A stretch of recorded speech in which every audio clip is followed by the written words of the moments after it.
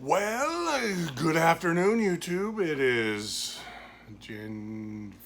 August 1st, August 2nd, August 2nd, 2021 in the shop today. As you guys remember from yesterday's video, we've taken some big pieces and made them into smaller pieces. Well, now we're going to assemble them. We're going to put some of them together. We got some drilling to do. We got some countersinking to do. We got all the parts here on the bench. They've been deburred.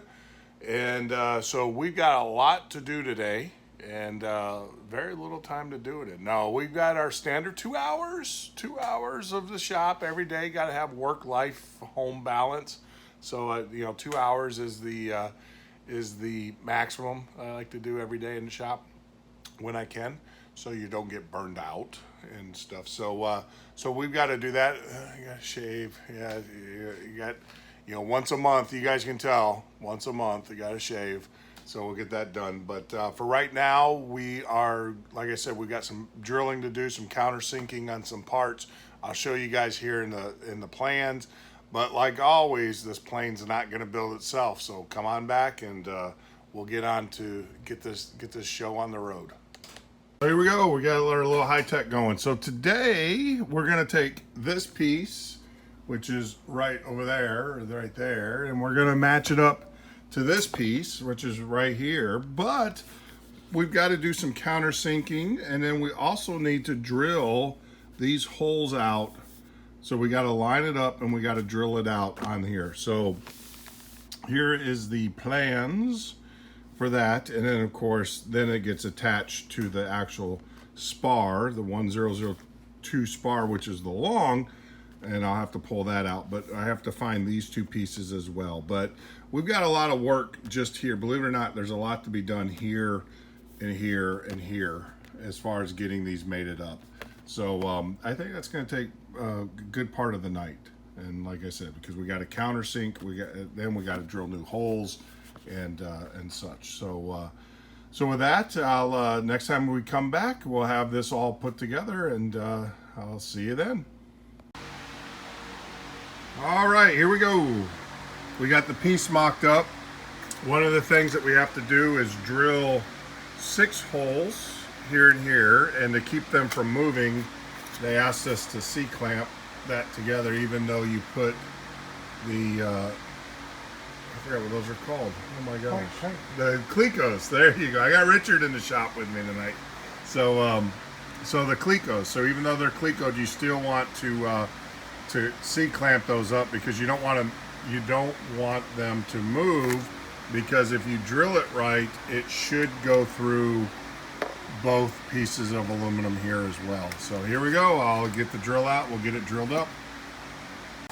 Sorry for the noise, but I think you guys probably need to know this. We'll flip it this way. So when you're clamping that, make sure that you clamp that edge right there. I clamped it, see where the circle is in the center. Well, that was useless. So as I was pushing the drill through, it moved that flange. So you have to clamp not only this top part, but you also have to make sure that you clamp that flange and get a good solid clamp on it. All right, there you go, YouTube. We got the sub-assembly done of the rudder. Kind of show you what it looks like. Not too difficult. One thing I forgot to do is when I was cutting these pieces out yesterday with the bandsaw, I was supposed to nick these. There's a little bit more I was supposed to take off. I didn't take off enough, and so they weren't closing, but we got those repaired and everything.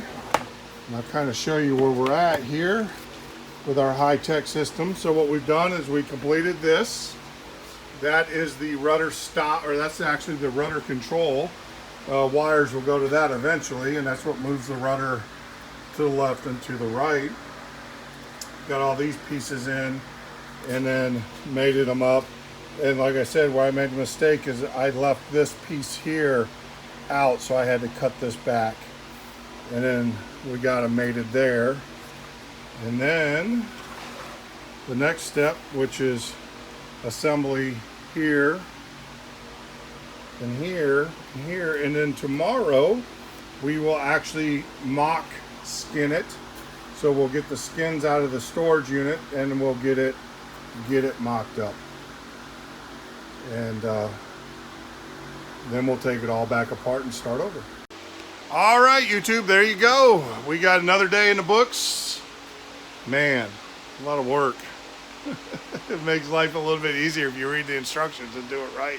But other than the mistake that we made where I had to recut those and everything, it went up really well, as you guys saw in the earliest video and stuff. So tomorrow we're gonna go to the other shop. We're gonna bring the skins in. We're gonna get everything skinned up, get it mocked up so that at least you'll get to see what it looks like. And then guess what? Got to take it all apart. And then we got to prime it. We got to dimple it. There's a lot more work ahead. I think in the rudder section, we're about 10%.